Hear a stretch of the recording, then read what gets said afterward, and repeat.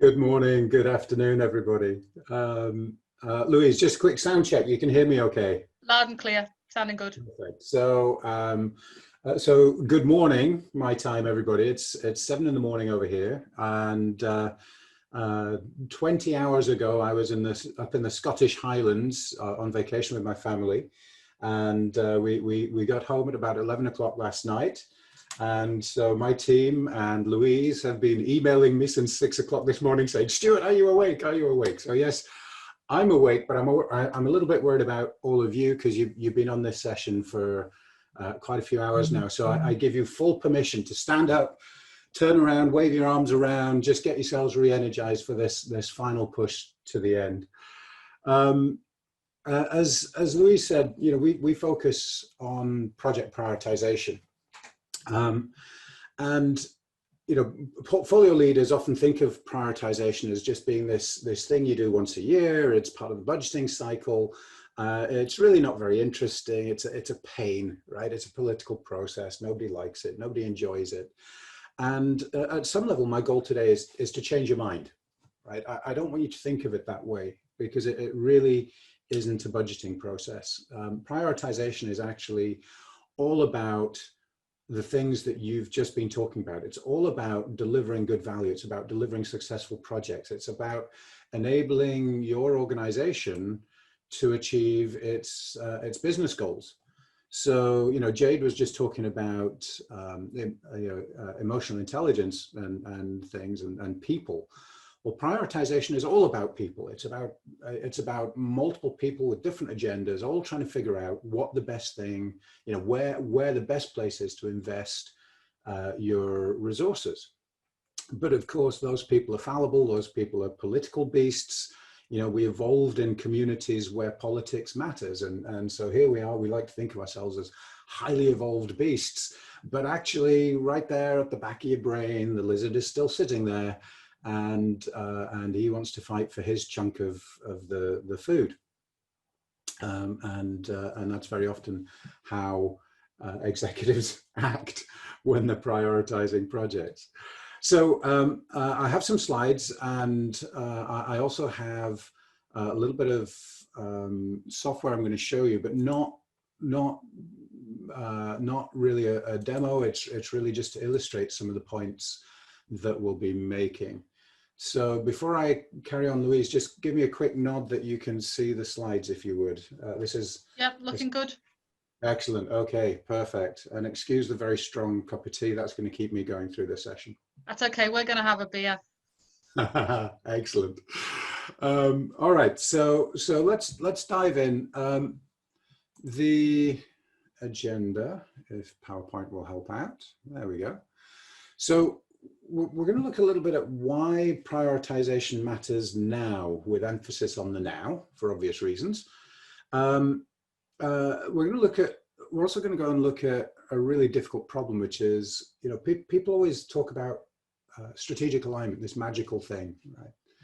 And actually, strategic alignment is really difficult.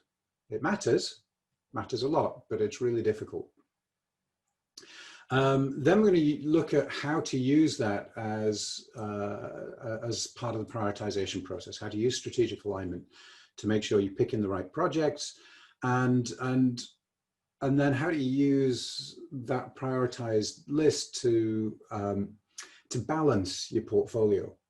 You know, there's been a lot of discussion today, I'm sure, about how do we deliver projects successfully, and one of the things, you know, one of the key causes of project failure is just having too many projects or having too few resources. That's the same statement, just phrased the other way around. And I would argue that generally, if you have too many projects, actually what you have is too little focus. Right? You have enough resources, or at least you have the resources your organization can afford to give you, but you don't have enough focus on the projects that really matter. And then deprioritize the ones that don't. So we should be able to cover all of that in an hour. And let's move on. Now, you've obviously been having a pretty interactive session, and I would encourage you to keep that going. So I'm sure Louise has got an eagle eye on the Q&A panel. So if you do have any questions, raise your hand and we can deal with those. So this is an interesting slide. So this is based on, this particular number is based on research into government organizations and their overall performance. And what the research found is that if you can align the activities of your organization with the strategy, right? So if you can have a nice strategy, a nice clear strategy, and then align everything you do with that strategy, it turns out that strategic alignment explains about 80% of the performance of that organization, right? So strategic alignment, aligning your activity to the goals of the organization, isn't some academic hand-waving exercise. It's not something that is optional. It absolutely makes a difference between your organization performing well and performing badly. And when I say your organization, I don't mean the project delivery team. I mean your organization, the government body that you work for, the company that you work for, whatever it is. Now that's a massive impact. You know, being the team that influences 80% of the value of your organization is quite a responsibility. If you're in IT, by the way, and you're sitting there thinking, well, I can't influence, you know, what they're doing in manufacturing, and I can't influence what they're doing in HR, and I can't influence this and that and the other. The equivalent number for IT was something like 40%. So if your IT strategy really supports the organization, it has a massive, disproportionately massive impact on the overall performance of your company or your government agency or wherever it is that you work. Now there's a kind of interesting book. You know, as Louise mentioned, I occasionally do a bit of guest lecturing over at Oxford University, and one of the profs over there, Jonathan Trevor, recently published this book which talks about strategic alignment and its impact on overall organization development and how to go about achieving it. Now this book's really written more at the top level, the organizational level, not really at the portfolio level. But it's an easy read, it's a quick read, you can grab it on Amazon, and I would recommend it because, as Louise knows, one of my biggest recommendations to any portfolio leader is to become more conversant with business in general and with your business in particular. Understand, you know, spend time, invest in yourself to learn the language, to understand what your executives are wrestling with, to make sure that you know what they care about and how you can have an impact on that. And you'd be surprised what a big impact the portfolio team can have, the PMO team can have. Not only can it help you get aligned in the way that Jonathan Trevor discusses, talks about in his book, but when weird things happen, that understanding of the business can really transform the value of the PMO. So as an example, and I think, well, we'll probably come back to this in a minute. Well, actually, it's the next slide. So as an example, and you have to mention it at least once every talk, you know, right now there's a pretty unique in my experience, event going on around the world. And executives around the world are responding to this with three questions. You know, they're asking three questions of the business, of themselves, but especially of the portfolio leads, the PMOs. So the three questions that they're asking are, what activities can I or should I stop now? Okay, so we've got crisis, we've got rapid change, the environment has changed. What should we stop doing to free up resources, to conserve cash, all of the things that we all know about? The second question is, what should we start, or what should we emphasize more to help us cope in the short term? And then the third question is, what should we be doing to help transform to the new normal? And these are all questions that the PMO should be absolutely involved in answering. The PMO should have enough knowledge about the business and where the business is going to be able to actively engage in this discussion, to be able to inform that discussion, to provide data to that discussion, to have a voice. And many organizations, in many organizations, that level of business engagement just doesn't exist, that level of understanding. So I would strongly recommend you to go and do some reading about strategy and strategic alignment and business overall, because it really will help you drive the portfolio much more effectively.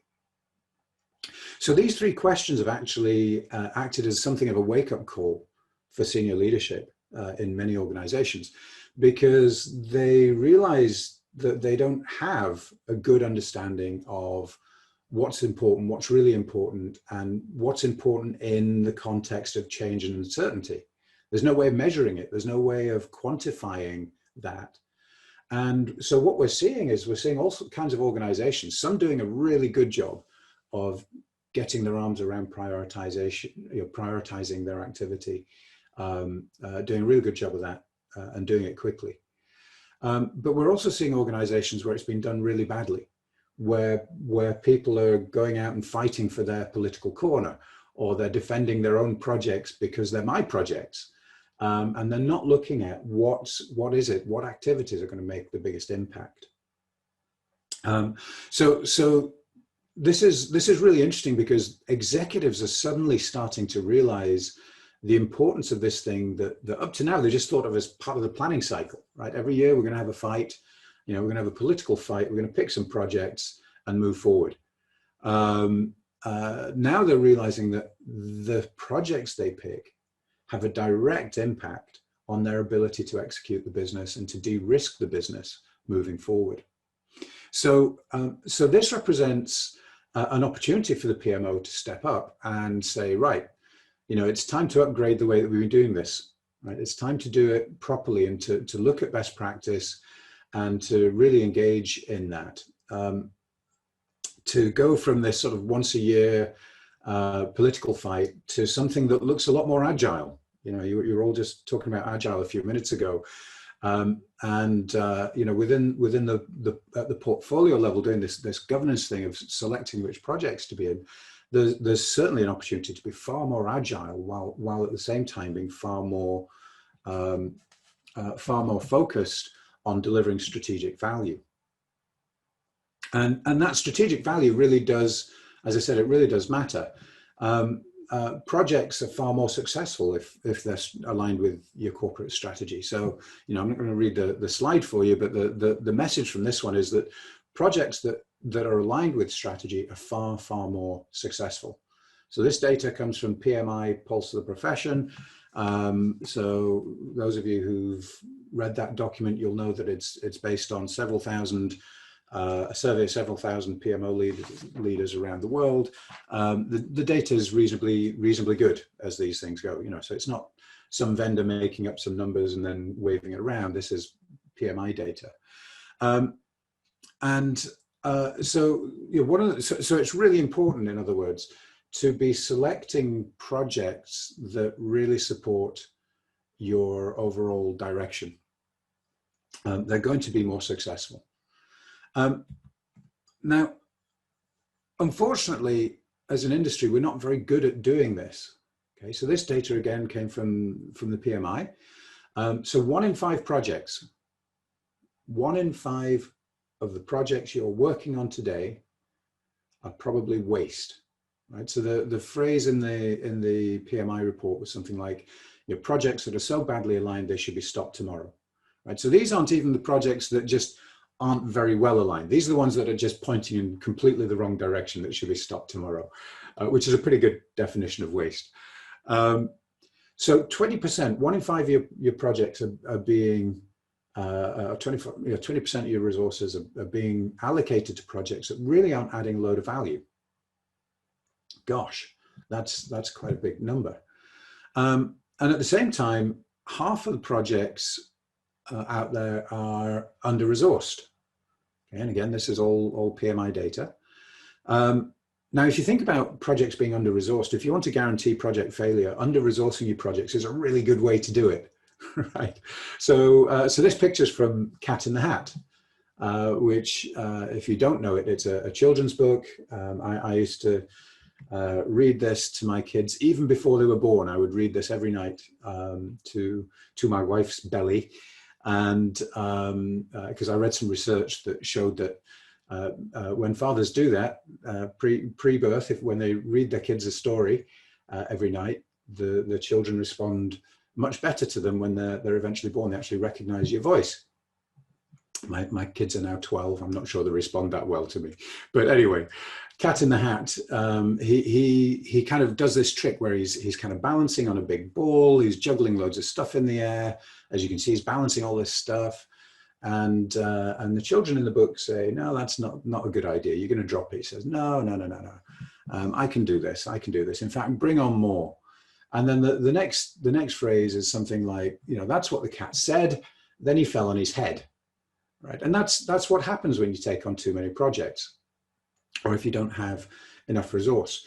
And actually, this is one of the clearest messages that you can give to your leadership team. Many leadership teams don't really understand the importance of picking the right projects and exercising this governance process in a way that you're working on the right things and have the right resources allocated to them. There's some research from Australia, funnily enough, that looks at the causes of project failure, and 40% of that project failure comes before you even start the project. It comes in this portfolio planning level. Okay, so 40% of project failure comes from this portfolio planning and governance process. So if we could fix this, it would make a really big difference, obviously.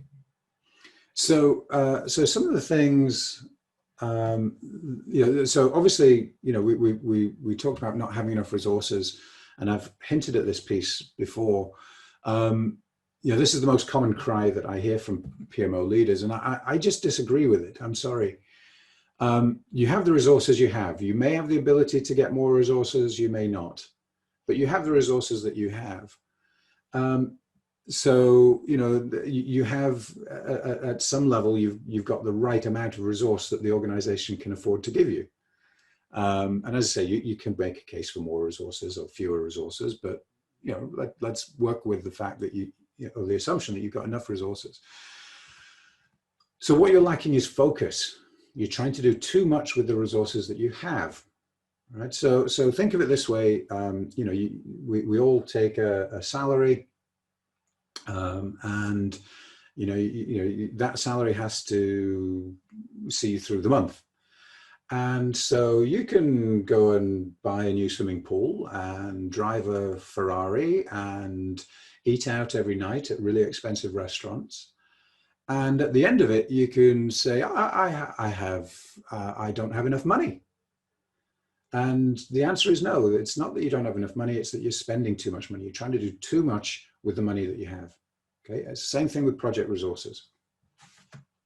So the answer is really simple, right? If we've got 20% of our portfolio is waste, 50% of our projects are under-resourced, really all we need to do is identify which projects are wasteful. So on this chart, this axis is all about strategic fit. How important is my project? What business impact does it have? Lots of ways of saying this: business impact, value, so on and so forth. And then how well is my project doing? Is it doing well or is it doing badly? So if we can identify the projects that really add value, and more importantly, identify the ones that are waste, and if we look at this, we can see that we also have some potential waste up here. These are projects that are important, but are at risk of failing, right? For some reason. Very often it's a resource constraint that's caused, a resource conflict that can be causing that, and a lack of executive focus. So if we can identify the projects that are waste down here, then we can stop them. We can stop those projects or deprioritize them, or whatever you want to call it. Find the right language for your organization, and we can take the resources and the executive focus, and we can move it into these projects that are at risk, and support those projects and turn them around, make sure they're really successful, so that we end up with more projects in this top right quadrant. We want them all in this top right quadrant. You know, projects that are adding value, and we want them to be going well. So, you know, we've talked about prioritization at this sort of high level of organizational impact. We've talked about it from the point of view of resources. Now let's look at it from the point of view of project success. This is a bit of a busy picture, and don't worry about the stuff on the left for now. Let's focus on the herringbone, the fishbone diagram on the right. So one of the things I want to, you know, if you're not convinced that prioritization matters, by thinking about, you know, impact on the business, let's look at just project success rates. Right, this is something that as a PMO lead you should absolutely care about, and we all do. So let's look at why projects fail. Well, they fail because we don't have enough resources. They fail because we have poor executive sponsorship and so on, right? Scope creep and poor alignment. So these are taken from a quick trawl of the internet. There are all kinds of gurus and pseudo gurus out there telling you why projects fail. So I kind of went through a whole bunch of those and just took, you know, a half dozen of the most commonly cited reasons for project failure. And then I said, well, why, right? Why do we have insufficient resources? Or why do we have poor executive sponsorship? And what you very quickly find is that, you know, if you have insufficient resources, as we just talked about, that's actually a fact that you're not doing prioritization properly, right? You're trying to do too many projects. If you have poor executive sponsorship, that comes back to a lack of alignment. If you're doing projects that aren't really that important at the strategic level, just, you know, burning big picture importance to your leadership team, then you shouldn't be surprised if they get bored and go and do something else. You know, similarly, scope creep. If you're not really clear about what impact this project is expected to have on the organization and the overall alignment of that with your organizational goals, then it's really easy for scope creep to happen. If, on the other hand, you have a really crystal clear definition of why this project matters, why is it here, then it helps you manage that scope much more tightly, and so on. So the message from this is that you know, even if you don't want to spend time thinking about, you know, big picture strategic alignment, every one of these causes of project failure ties back to aligning your project with your overall strategy. And to give you an example of this, there's one organization that we work with, and when we worked with them a couple of years ago, they had every project tagged, or they had 80% of the projects, in fact, don't let me exaggerate, 80% of the projects were tagged as absolutely must have top priority. And when we dug into it, what we discovered was a third of their portfolio, 30% of the portfolio, in fact, was obsolete. We were about halfway through the year, and 30% of the portfolio was obsolete, while at the same time being tagged as absolutely must have top priority. Now, that flowed directly through to failed projects, because the resource managers couldn't tell, when everything's flagged as top priority, they couldn't tell which projects really were important. And so they couldn't tell where they should be allocating resources and giving priority to resources, as an example. And so by sorting that out, they were able to focus on the projects that did make sense, improve their project delivery, their success rates, and do that, by the way, without changing the delivery methodology. Many people think that delivering higher project success rates means you have to do something with your methodology, your delivery methodology. You got to hybridize waterfall and agile, as we were hearing a few minutes ago, or do something new and innovative, or retrain all our people on Prince 2, or whatever it may be. And actually, you can have a massive impact very quickly in weeks, not months. You can have a massive impact just by figuring out which projects are important and focusing on those. So we keep kind of saying, strategic alignment, important, and it sounds like it's easy, right? And unfortunately, it's not. Excuse me. It's not easy. So this thing about alignment, strategic alignment, what does it mean? So one of the common mistakes that people use when they're prioritizing projects is that they'll maybe have some kind of simple scoring mechanism to score projects, or maybe they'll just talk it through with the leadership team. But at some point they say, oh, right, what's the strategic alignment of this project? And the problem of doing that is that if you don't have a really good definition of strategic alignment, this phrase strategic alignment means whatever you want it to mean. So to the sales team, it means anything that's going to help me hit my sales number this year. To the manufacturing team, it means anything that's going to help us improve quality, reduce waste, and improve efficiency. To the customer care team, it's anything that's going to help me handle calls quicker and get people off the phone. And so what you find is this notion of strategic alignment, even though each individual executive has their own picture, usually what you find is that there's no common picture across your leadership team of what strategic alignment means. And if there's no common understanding, no common agreement of what strategic alignment means, then there's a portfolio leader. You can't measure it. It's impossible. So I'll let you kind of noodle that for a second. So if your leadership team doesn't have a good definition of what strategic alignment means, what strategic value means, then you as a portfolio manager can't effectively prioritize projects. Now that's a pretty big hole. And fundamentally, this is why there's 20% of projects that are waste out there. So whose definition are we going to use? How do I get the executives to buy into this definition? And actually, that's a really difficult question. And so it may surprise you to learn that in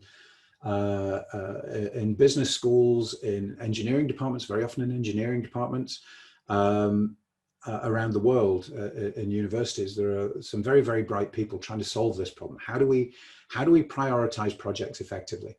And a couple of years ago now, University of New South Wales pulled together the last couple of decades worth of research and looked at all the different suggestions that were out there. They looked at over 100 different ways of prioritizing projects. So this goes from just the beauty parade, where people come in and present projects and executives pick some, through to spreadsheets, spreadsheet-based systems, and some other really highbrow processes. And they came to the conclusion that out of over that 100 different methods, only 2 were really appropriate. Only 2 really worked. One of them was called DEA, Data Envelopment Analysis. And while it does work, it's incredibly difficult to use, in my view. You really need to be something of a decision science expert to make it work. The other method is something called AHP, or Analytic Hierarchy Process. And AHP is actually pretty simple to use, pretty simple to make it work. And we love it. We built that into our software. We sell software that helps organizations prioritize projects, and we built AHP in right at the heart of that product. And we did it before this research came out. So when we saw this, we felt pretty smug, I have to tell you. Okay, so what I want you to take away from this is that, people who want to solve this problem, but who don't have any one particular bias, who don't have any particular axe to grind, have looked at this problem and defined what best practice is. So one of the challenges out there in the world today is with YouTube and Google and all the rest of it is there are so many self-professed gurus that it can be really difficult to figure out who to listen to. Well, don't listen to me, right? I'm one of those self-professed gurus. I'm waving my own flag, but these guys are kind of independent researchers, and actually at Transparent Choice we try and base everything that we do and everything that we put into the product as best we can on actual research into what really works. And that's a really important thing to do, not just in prioritization, but across the board. Try and find the research that says that, going in this direction does make sense and does work. So there's good research that says that this is best practice in prioritization. So let's look at how it works. Well, at a high level, it's a really, really simple process. And I'm going to dig into slightly more detail shortly. But at a high level, what you do is you go through and you define a set of business goals with the leadership team. So this green arrow, this is something that you do with the leadership team. And you might do it once, perhaps twice a year, where you define the overall organizational goals, right? So it's kind of a structured brainstorming process to come up with a set of goals and business drivers that you convert into criteria. And then you weight those criteria. So that's fine. So far, so simple. And quick spoiler alert, it's how you do this that matters. Then the second process is something that you do kind of continuously, which is you collect project requests, project ideas, and then you score the projects against the criteria, and then you aggregate all that data, pull them together with the weighting, and you get some pretty pictures at the end that help you figure out which projects you should be rolling out, right? So in concept, it's really simple. And as I say, the special sauce is in how you do it, especially this top bit, this green bit, because this is, just coming back to the comments earlier on about emotional intelligence and, how do you balance people, how do you engage people and get them successful within the project? Well, guess what? When you're picking projects, you're dealing with people as well. And so that human factor is really, really important. And so, it turns out that the human animal is pretty complex, and how you do that green line, that green arrow, really matters. However, what I thought I would do in the spirit of kind of masterclass is spend a bit of time on this piece here, because it really is important. We'll talk about the weighting in a minute, but how do we define these goals, and what even are criteria?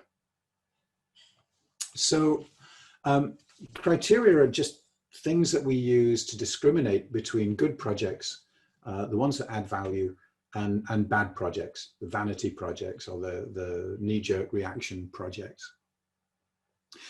So, it could be things like, does it impact, does it have an impact on customer satisfaction, or does it have a financial impact, or will it make our people more productive, or improve quality, or whatever it may be. Whatever your business, whatever your organization needs as a set of business drivers, that's what the criteria should be. Now, one of the things that people don't do, and it doesn't take long to do, is they often just put a criterion up there. But if you put a criterion up there, quality, that word quality is going to mean one thing to someone in manufacturing, but quality is going to mean something completely different to someone in sales.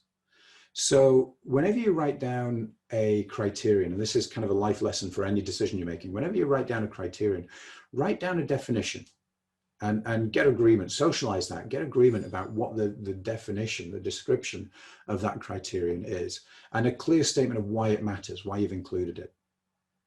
And then, because we're going to use these criteria to measure the projects and the impact of the projects, we also need a clear scale. Okay, so don't ask yes, no questions is a really important tip. So we're working at the moment with a large US government agency, and their prioritization model right now basically says, does this project support, business driver A? Yes, no. Well, everybody's going to say yes, right? So don't ask yes, no questions. Ask it, create your scale and ask the question in the form, what contribution does this project make to goal A?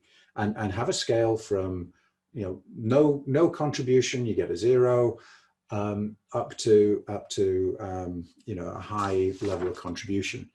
And make sure that you have 5, 6, 7 levels on that scale. That may sound excessive to some of you, but the goal here is to discriminate, right? It's to give you the ability to discriminate. And if you just say high, medium, low, there's not a lot of discrimination there. There's not a lot of ability for people to finesse it. So on your scale, have 5 levels. 5 to 7 is ideal, but five's kind of the common level. Don't sweat if it's 4, but 5 is kind of where the sweet spot lies. And that will give you the ability to actually differentiate between and discriminate between different projects. Yes, okay, let's move on in the interest of time. Now, there are some things that are not criteria that people will often include as criteria. And this is often a surprise to people, but cost, time, person hours, skills, resources. If you're looking at manufacturing projects and there's a particular machine and you've only got one of them, that machine is a constraint. It is not a criterion. Cost is a constraint. You only have so much budget. It's not a criterion. So what your criteria should be doing is helping you discriminate between those projects that would add value to the organization and the ones that add less value to the organization. And then things like cost, resources, they're the constraints that tell you how much of those projects you can do. So now we know which ones are adding value. How do we get the most value out of the constraints that we have? All right, so don't confuse criteria with constraints. They're different things. The other thing that people will often put in as criteria are things like, is this a compliance project or not? Okay, that's not a constraint that's going to help you identify which projects are more valuable. That's just a gate, right? If it's a compliance project, you have to do it, right? We don't need to go through the prioritization process. We just have to do it. We have to figure out how to do it in the most effective way. Safety is another example of a gating factor, or readiness. We're working with a large product engineering company at the moment, and helping them prioritize the features that go into their project, into their products. And so one of the gating factors that we put there, which they were thinking of as a criterion, but it's not, it's a gating factor, was, is this idea mature enough for us to work on, right? So have the marketing guys thought about this enough, about what the description should be and what we're trying to achieve, that we can actually hand this to engineering. And if the answer is no, then we don't prioritize it low. We stop it at that gate and we send it back and say, just think about it some more, and then bring it back to us.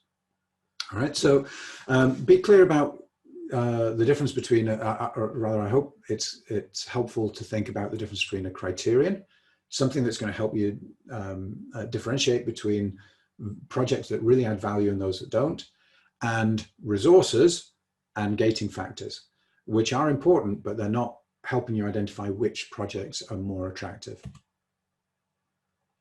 There is a webinar on our website. We had an award-winning academic researcher who also does an awful lot of hands-on practical work, based in Brazil, a guy called Roberto Camanho. We had him come and do a webinar on developing project prioritization criteria, and I would recommend anybody watch that if you're interested in improving your portfolio selection. And you can find it on our website here. And I'm assuming, Louise, that these slides are going to be available so people can pick up that address. Yeah, absolutely. Great, thank you. Another thing, when you're thinking about criteria for portfolio selection, criteria are naturally hierarchical. So, if you're trying to pick a portfolio that delivers the maximum business value, you're going to have a bunch of key business drivers. So these might be things like grow revenue or reduce cost or improve customer satisfaction.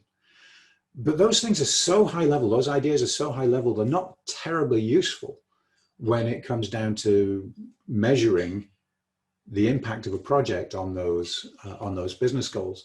So what you find yourself doing is breaking those top level criteria down into sub criteria. So if this is, if you're running an online business and this is, we want to grow sales, then this would be increased, these might be, is this going to increase traffic to our website? Are we going to improve our conversion rate? And we're going to increase the dollar value of what we sell each individual, right? So if you move any one of those three levers, it's going to have an impact on sales, all right? So it's that kind of thing. And so what this allows you then to do is to create metrics that are much easier to measure or to estimate for a project that's coming along. So, do we think that this project will increase traffic? Do we think it'll increase our conversion rate, or will it help us sell each customer more stuff, right? And so those are things that we can estimate, and we can have subject matter experts do that estimation and give us better quality data. So not when you're scoring projects against criteria, generally you're using subject matter experts to do that, not your leadership team. Usually the leadership team is too far removed from the action to be able to evaluate projects well against these sort of criteria. Now, of course, once you've got this structure, you have to face the fact that not all of these criteria are equal, right? Some are going to be more important than others, and so you need to weight those criteria. And this is where lots and pretty much so that research from the University of New South Wales that said only 2 methods work. Fundamentally, the reason those 2 methods work is because they do this piece well. Right? This is the step that makes the difference. All right. So if you're currently sitting there with a beer in hand, put the beer down and just listen for a few seconds, because this is the step that can transform things. And this is the piece that AHP does. So, imagine you got 2 piggy banks, or 2 or more piggy banks. Let's say you got 3, 4, 5 piggy banks, but they're all identical, right? One says P1, one says P2, one says P3, but apart from that, they're all identical. You're allowed to pick one piggy bank. Which one are you going to pick? Well, just looking at them, you can't tell. So what you could do to solve that problem is you could weigh them. You could say, which piggy bank's heavier, right? That's going to give you some idea which one's going to add more value. So which piggy bank's heavier? And you could go through and you could weigh different pairs of piggy banks and figure out which piggy bank's most likely to give you the most money and take that piggy bank. Well, it's the same thing when you're weighting criteria, right? This is, criteria weights is something that is inherently subjective. Right? So it's really difficult to create a yardstick to use to measure weighting of criteria. So by using this pairwise comparison process, you can have your leadership team intuitively evaluate one criteria against another, and figure out which one is more important. And so and that's really what AHP does. And it's very different to the way that people traditionally do this, right? This is about, you do this as a team. It's about consensus building. It's about listening to each other and really ending up with a good agreement. Traditional way of doing this, by the way, doesn't work, and I'll give you, kind of show you why. So imagine you're in a meeting, you've written your criteria up on a whiteboard, and you pull together the leadership team, and you say, hey guys, what weight should we put on this first criteria? And the CEO will stand up and says, well, I think there should be 23.7% the weight on that criteria. Now, there are two problems with that number. The first problem is that she just made it up, right? There's loads of psychology research that I could throw at you to prove that statement. We don't have time to do that today, but that number just came from nowhere. It came from the subconscious, and I'm sure she could justify it really well if you asked her, but she'll just be making that justification up.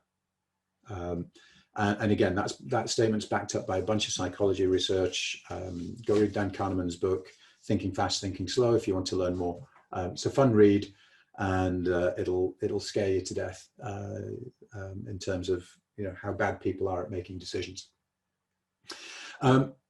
So that's the first thing. The second thing that's wrong with that is that now everyone around the table is no longer thinking about what the right number should be. What they're thinking about is, do I want to have a fight with the CEO? Right? So he's thinking, do I want to take on the boss? And this one's thinking, do you know what? I'm just going to keep my head down. I'm not going to say anything. I'll just go with what everybody else is saying. And ultimately, what this leads to is the fact that everyone leaves the meeting agreeing on one thing, but not saying it out loud. They all agree that this model is meaningless, right? So what are they going to do? If they don't trust the scoring model that you built for projects, what's going to happen is they're going to start doing backroom deals, playing politics, and you're back to that project, that portfolio that's got 20% waste. Okay, so going back to the piggy banks, right? The piggy banks are how we fix that. By doing it this way, what you do is you reduce a whole bunch of bias in the decision-making process. You get the leadership team all aligned on what really matters. And this has been validated by several decades now of research into prioritization and does it work, right? So this AHP thing here, the special source, is really the thing. This piggy bank idea of weighing one against the other is really the thing that lets you build a model, a strategic value model that really works. Okay. So let's move on. Now, I've got an eye on time. I want to leave a few minutes for questions. So we may not get to look at the product itself. All right, so the next thing is that evaluating projects is a process. It's not a meeting, it's not a point in time, it's a process. Projects are coming in all the time. Projects come in and they're not very well formed or documented, and you've got to take them through a process of evaluation. You've got to add data to them. You've got to estimate the size of the project, what's the risk of this project, and so on and so forth. And throughout that process, you want to be able to manage the process of evaluation, manage those steps in a rigorous way so that your data's good quality, that you're getting subject matter experts to put in the appropriate data. So if one of your criteria, for example, is what impact will this project have on customer service? Well, have your customer service people answer that question. Don't have someone in finance or someone in the project delivery team. What do they know about customer service? Let's go and get the subject matter experts involved. So this process should involve stakeholders both at the high level and at the low level in the organization, and that will give you much better data to work with. And doing this in a structured way can really help. So in our product, for example, and it's not a product pitch, but in our product, we have this sort of Kanban approach that lets you kind of semi-automate that process, structure it, and then semi-automate that process to make sure that you're collecting the right data from the right people at the right point in time. So it's a process of maturing your projects to make sure that by the time they get to the executive team in that governance meeting, the project is mature enough to be selected. That's why we have some cheese there. So again, coming back to this picture, we talked about the piggy banks, the secret sauce up here that gets your leadership team on board. And then we looked at this maturation process. So now what we have to do is pick the high impact portfolio. So how are we going to do that? Well, because we've got this lovely model for telling us what kind of strategic value each project, what kind of strategic impact each project is going to have, we can use that to calculate value for money, right? We've got an estimate for the cost of the project. So if we divide that value score by money, we get value for money, right? So a really quick way of getting a first pass at picking your portfolio is to rank projects by value for money, start at the top and just keep selecting until you run out of money or resources. And of course, you're going to need to tweak that to balance the portfolio across different teams, or maybe there's a particular project with a particular customer that comes in that's going to trump everything else. Or I mean, there are always reasons to tweak that model, but it'll give you a really, really good starting point for how are we going to deliver the maximum value within the constraints that we have. So get a really good definition of strategic alignment, score your projects against that, and then take that strategic alignment score and divide by cost, however you measure cost or define cost, and that's going to give you an indication of value for money. Start at the, rank them by value for money, start at the top, keep going until you run out of money. It's pretty simple. But at the same time, you've got to keep an eye on resources and any KPIs that so if you've got a cost save, if your organization is going to go bust if you don't save $20 million, then you need to also be tracking that. And just really quickly, just to give you an idea of what that might look like. This is our product in the background. So what you might have is a chart that looks like this: value for money. We can tell good projects live down here, bad projects live here. And as you're selecting projects, you're seeing, what budget have we spent, what resources have we consumed to make sure that we're picking a deliverable project. Remember the cat in the hat. We don't want to be a cat in the hat. And maybe how are we doing against some key KPIs. So this is the kind of dashboard that you want to have. And down here, you can see the projects ranked based off value for money. And, we just started selecting from the top of that list until we ran out of money. All right. So conceptually, at least, it's simple.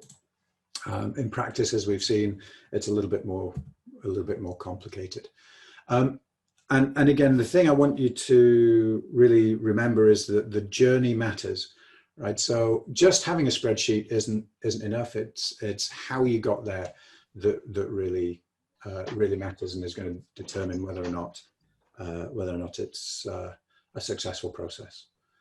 Louise, we can see you again. You've managed to put the beer down for 2 seconds. I didn't want to get too enthusiastic till we finished. Excellent. Well, thank you, Stuart. Great. I have heard you do presentations over the years, but I've got to say I always learn something new from hearing you speak. So appreciate that very much. Thank you for rushing back from your holidays to be with us. We have got a couple of questions in the chat, if that's all right. Yeah, so question from Jade, does this require businesses to get better at writing business cases?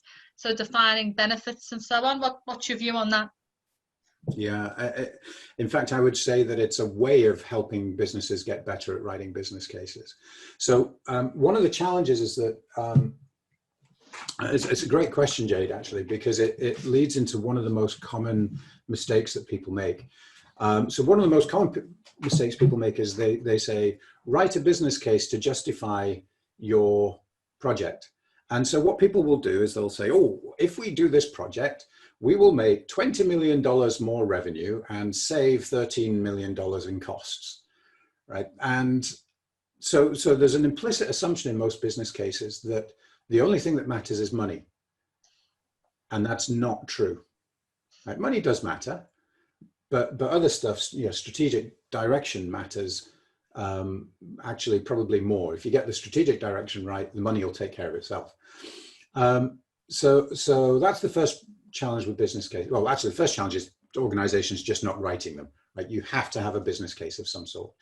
So that what people will typically do is we'll go to that financial business case. So that financial business case, I would suggest, isn't enough, right? You can do, so if I was working for Rolls-Royce, arguably the maker of the best cars in the world, certainly the ones that are or Bugatti, you know, really high-end stuff, super high quality. I could put together a business case for a project that would save them $10 million a year. I'm sure I could. But if it undermined the quality of the product, that project, even though it saved 10 million, should never be done, because their whole business case, their whole strategy evolves around this idea of quality and exclusivity and so forth, right? So a financial business, finance is usually part of the business case, but it shouldn't be the whole business case. You have to really bring in this idea of you know, that strategic direction of the business. So usually what we see is that the business case that you end up building as you're going through that process, that maturation, the cheese process that we had up there, that business case will include financial aspects, but it'll also include aspects of strategic alignment. So yes, you absolutely need a business case, but maybe not the business case you first think of. Thanks.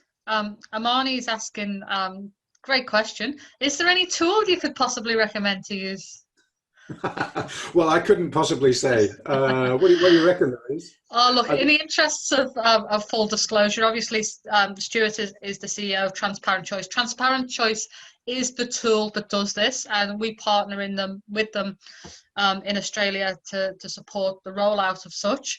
So in a word, Amani, the answer to the question is yes, absolutely. There is a tool, and we don't have a lot of time to go into the tool at the moment, but if anyone would like to see the tool, please reach out to me and we can certainly organize a demo for you, or you're welcome to reach out to Stuart directly, any way that works for you. But yeah, we don't unfortunately today have time to look at it too much. Stuart's really here for his expertise in this space today, but yeah, any information that anyone would like, we are more than happy to help with. So thank you, Amani. It was unprompted as well, I hasten to add. Absolutely.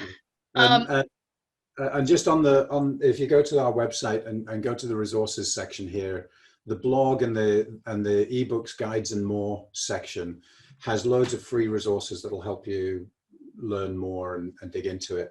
And when we see people from Australia, we typically just give Louise the heads up so that she can support you locally. Great. Comment from Neil. When we prioritise for maximum value, in fact, Neil, rather than me reading it out, do you want to talk to Stuart? I'm getting tired now. Give us a hand, mate. It's a bit of a marathon. Hi, Stuart. So my question basically says that when we prioritise for maximum value for money, as you've just told us, I'm feeling that this could have a profile of maybe starving areas of the business which are in their growth phase in favour of established business areas where effectively all of their projects are going to deliver better value. And in my mind, I'm thinking, you know, we'd actually need to profile against things like time horizons, the balance of investment across all business areas. And I was wondering whether that was part of the criteria selection, and I invite you to comment on that scenario. Absolutely, super question. Great question. So given an hour, we couldn't cover everything, and that's one of the things that I cut out. So well picked up. Shame on me for cutting it out. So within any portfolio, we tend to think of a portfolio as being, you know, everything that we deliver, and maybe from a delivery point of view it is. But from a business point of view, most organizations actually have several portfolios. They'll, you know, so one way of thinking about it, one of the more traditional ways, I think it was Cranfield that came up with this one, but one of the more traditional ways is, you know, you have a group of projects that are about running the business. They're about efficiency and enabling you to do what you do today, but better. And then there's another group of projects that are about growing the projects, and then another one about transform the project. Those are usually those innovation ones. And from a project selection point of view, those are actually three different portfolios. They're there to achieve different things, and you would use different criteria to measure value in those three areas. And you know, when you get your black belt in this stuff, you know, what you can start doing is looking at that curve of value for money for each incremental project, and you can actually start to go to the executive team and say, great guys, we're still on the steep part of that curve in our innovate portfolio. So maybe we should put some more money into innovate. But at the same time, we're well onto the flat bit of the curve, right? So each incremental dollar is no longer bringing us a lot of value on the run the business part of the portfolio.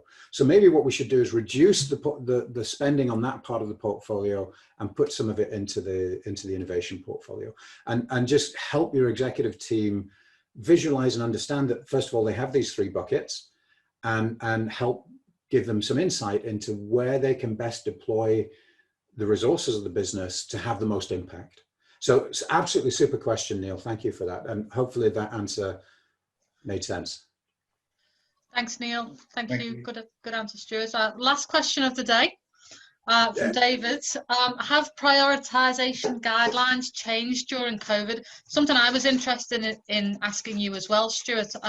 What are you finding the word on the street with your clients is? How is the current situation being handled? Great. Well, those 3 questions at the beginning, what can I stop? What should I start, and how do I get ready for the new normal? Those are absolutely, I can't give you a lot of detail because it was some proprietary research, but we're privy to a bit of research from a global consulting company that went and asked their customers, so hundreds of top tier CIOs around the world. So these are typically Fortune 1000 type companies, government departments, things like that. And they were talking specifically to the CIO. But those 3 questions are the 3 questions that came out. And really, the thing, I don't know if you remember the slide way back at the beginning of this marathon.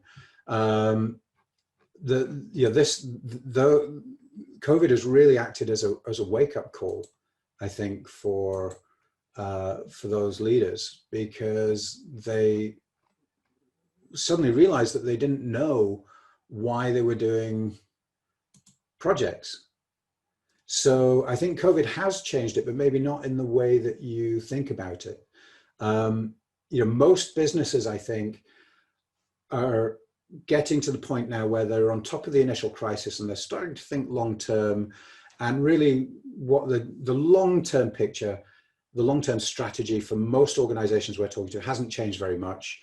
And what has changed is the order, the sequencing that they do things. So investments that we don't have to make now, we're going to delay, but we're going to be making broadly similar decisions. The areas where that's changed are kind of the obvious ones. If you're in airlines or the travel industry, people are making very different types of decisions now because they're fighting it. So it's about, how do we cut costs completely? Right? Forget the long term. We may not have one. Right? So those kind of industries are thinking very differently, and I think some government bodies are starting to think differently as well about how do we better prepare for the next one, because there will be another. Yeah. Thanks for leaving us on that depressing note. Yeah, my pleasure.